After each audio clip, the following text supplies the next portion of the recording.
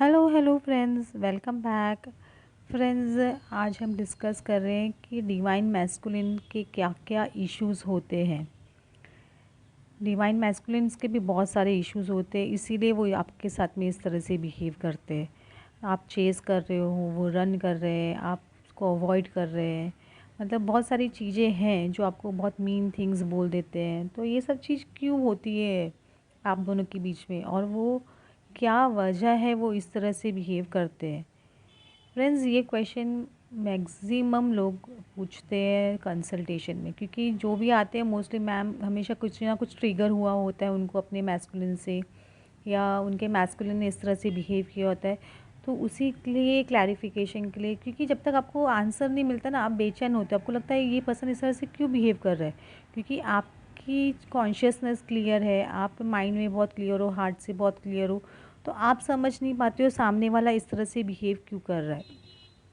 तो ये याद रखिए, डिवाइन मैस्कुलिन के भी इश्यूज होते हैं, वो इस वजह से ही आपके साथ में इस तरह से बिहेव कर रहे हैं। जब तक हम सामने वाले का पर्सपेक्टिव नहीं समझेंगे, उसको सिर्फ जजिंग एनर्जी में रहेंगे, तब तक आप उनको सिर्फ जज करते रहोगे, ये ऐसा कर रहा है, ये ऐसे कर रहा है, ये ऐसे कर रही है, जो भी आपकी जेंडर हो आपकी डिवाइन मैस्कुलिन की। तो आप उनको जज करना एक तो फर्स्ट ऑफ ऑल छोड़ दीजिए। सबसे पहला पॉइंट, डोंट जज योर डिवाइन मैस्कुलिन। अगर आपको कोई चीज़ पसंद नहीं है और आपको बोला जाएगा कि आप ये करो करो, तो क्या आप करोगे? नहीं ना। तो वैसी ही बात उनके साथ में है। अगर जो चीज़ उनको अभी वो रेडी नहीं है वो चीज़ के लिए, आप उनको फोर्स करोगे तो वो कैसे करेंगे आपके साथ में बात करना, या अपनी कुछ बातें शेयर करना, या आपसे आपको कमिटमेंट देना, क्योंकि वो पर्सन रेडी नहीं है रिस्पॉन्सिबिलिटी लेने के लिए। इसीलिए वो आपके साथ में ऐसे बिहेव करते हैं। First of all, divine masculine, जब आप स्टार्टिंग में फर्स्ट टाइम आप लोग सेपरेशन में आते हो, तो एक डिवाइन मैस्कुलिन की सोच क्या होती है वो आपको बताना चाहती हूँ।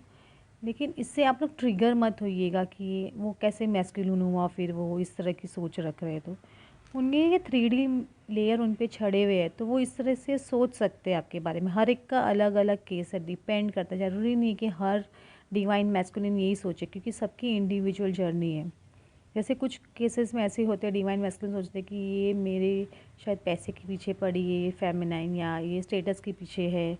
इस तरह से उनकी एक सोच होती है। या फिर ये पर्सन क्यों मुझे इतना प्यार कर रहा है, मैं तो इतना कुछ बहुत एक्स्ट्रॉर्डनरी हूँ नहीं। ये why this person is chasing me, मतलब उनकी क्वेश्चन इस तरह से दिमाग में कुछ ना कुछ रहते हैं उनके। उनको डाउट रहते हैं खुद के ऊपर, सेल्फ डाउट ऐसे मैं बोलूँगी। उसकी वजह से वो आपसे रन करना शुरू कर देते हैं, या कुछ कार्मिक्स है, या फ्रेंड्स है, या जो रिलेटिव्स है, उनके दिमाग में इस तरह की बातें डाल देते हैं। तो उसकी वजह से भी उनकी सोच इस तरह से हो जाती है। इसलिए ये रहना चेज़ा फेज़ जैसा बोल सकते हो अब स्टार्ट रहता है, क्योंकि उनको एक यकीन दिलाना होता है कि ये पर्सन आपके किसी मतलब की वजह से आपके साथ में नहीं है। ये एक सोल कनेक्शन है, इसलिए वो पर्सन आपके साथ में है, आपके पीछे है, या वो आपको चेज़ कर रहा है। क्योंकि इसलिए रनर चेज़र फेज़ चलता है, क्योंकि उनको एक यकीन दिलाना, यूनिवर्स को बोलते हैं ना, यूनिवर्स उनको यकीन दिलाना चाहता है कि this person genuinely loves you. इसके लिए ये चेज़ कितने लोगों का बहुत बड़ा हो जाता है, किसी लोग का बहुत छोटा हो जाता है। और जितना मैट्रिक्स ट्विन फ्लेम होते हैं आपके, उतना ज़्यादा आपका रनर चेज़र फेज़ लंबा हो जाता है, ये भी याद रखिएगा। तो ये फर्स्ट फेज़ में होता है। और सेकेंड, अगर सपोज आपके पर्सन अभी प्रिपेयर नहीं है, मतलब उनकी अवेकनिंग फिर भी थोड़ी स्टार्ट हो चुकी है, वो इस कनेक्शन को समझने लग गए, लेकिन उनमें खुद को एक सेल्फ डाउट रहता है कि मैं ये रिस्पॉन्सिबिलिटी उठा पाऊँगा नहीं उठा पाऊँगा, मैं वो आपको जिस तरह की लाइफ आप चाहते हो वो दे पाएंगे कि नहीं दे पाएंगे, या वो आपके लिए स्टैंड ले पाएंगे कि नहीं ले पाएंगे फैमिली के सामने। ये चीज़ उनके मन में खुद के लिए एक सेल्फ डाउट रहता है कि मैं ये करूँ कि नहीं करूँ, मुझे करना चाहिए कि नहीं करना चाहिए। ये उनका कन्फ्यूजन रहता है। थोड़ा भी अवेकनिंग स्टार्ट हो गया तो भी, कनेक्शन को समझते हैं तो भी ये कन्फ्यूजन उनका रहता है, क्योंकि कहीं ना कहीं आपका कार्मिक अकाउंट कहीं ना कहीं उनका बाकी रह गया है, या उनके एंसेस्टर कर्म अभी तक क्लियर नहीं हुए। तो ये डाउट और कन्फ्यूजन उनके दिमाग में बने रहते हैं। ये इश्यूज़ बोल सकते हो उनके, या उनके कुछ ना कुछ पर्सनल प्रॉब्लम्स है, या फाइनेंशियल प्रॉब्लम्स है, कुछ भी है। तो उनको लग रहा है कि पहले मैं वो सॉल्व करूँ, मैं ये रिस्पॉन्सिबिलिटी कैसे लूँ। ये चीज़ होती है उनकी, लेकिन वो आपसे शेयर नहीं करना चाहते। कुछ लोगों के डिवाइन मैस्कुलिन जो मैरिड होते हैं, तो उनको ऐसा लग रहा है कि हम कैसे दुनिया को फेस करेंगे, या फैमिली को फेस करेंगे, कैसे हम थर्ड पार्टी को, मतलब अपनी फैमिली को छोड़ दे। उनमें वो एक कॉन्फिडेंस नहीं होता, एक गट्स नहीं होती है ऐसे वो एक्शन लेने की। तो ये सारे इश्यूज़ होते हैं उनके, लेकिन वो आप सोचते हो कि वो क्या कभी लेंगे ही नहीं एक्शन, या कभी वो थर्ड पार्टी के खिलाफ बोलेंगे ही नहीं, ऐसा नहीं है।